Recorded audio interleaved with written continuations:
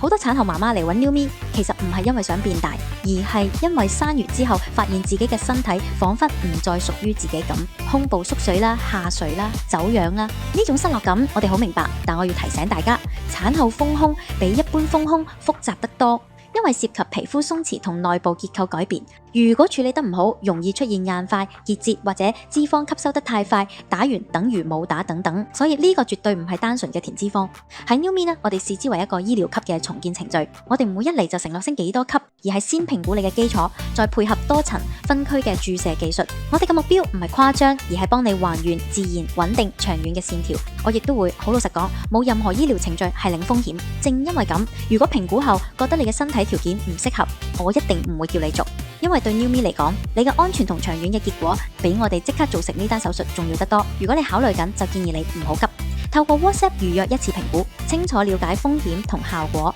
明白後再決定。希望你作出嘅係一個將來唔會後悔嘅選擇啦。